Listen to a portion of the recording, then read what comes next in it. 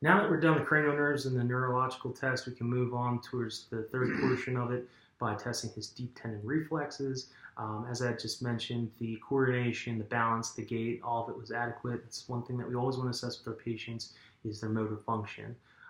We can also do coordination by finger to nose tests. Touch my finger. What do you mean touch? Just touch my finger. Now touch your nose. Touch my finger. Touch your nose. Opposite hand. Same thing. Good. So perfect coordination. People with strokes, sometimes they lack that coordination, which is one of the things we assess in the stroke scale. With him, the coordination was intact. Another thing too we could do is the Romberg test, where the patient is testing for balance. If the patient stands and is on one leg, closes their eyes, we hope that the balance is still there. Can you go ahead and stand for me? Go ahead, close your eyes. All right, one leg up. Oh. Okay. All right. Yeah. Other leg. All right. So for the most part, his balance is there. He's not having a stroke. I did legs yesterday. But his legs are sore because he was squatting and deadlifting. Next, moving on, we can test the deep tendon reflexes. There's several. The brachioradialis is on the forearm. We can assess it by holding the forearm, and by striking our thumb, we look for the thumb to twitch. Good. Let's move it up, and then we want to test it on the other side. We want to watch that thumb flick. Good. Good. Next up is the biceps. So we go up to the biceps. We want to hit in the middle of the bicep, and we want to look for the thumb to flick. Good. See that? All right, same one. We don't want to hurt the patient, but lightly striking it, we look to see if there's an adequate reflex. And we like to grade these 0 to 4.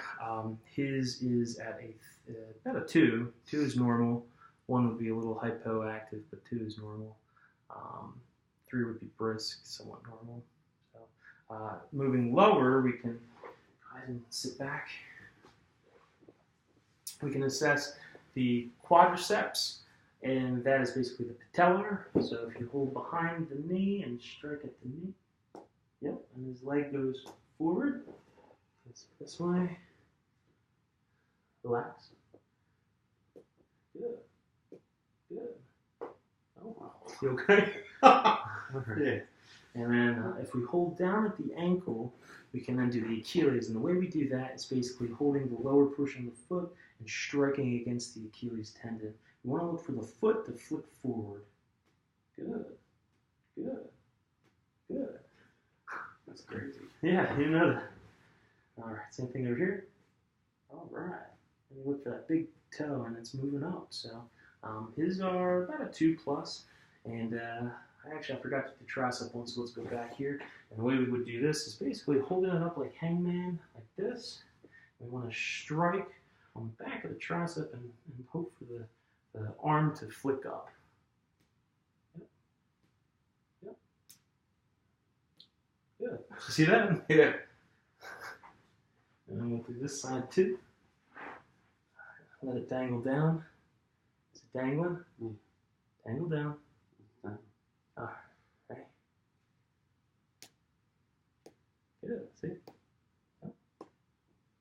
Good. All right. So we've got the DTRs down. He looks like he passed there. And other than that, the biggest thing is always making sure the patient is alert and oriented.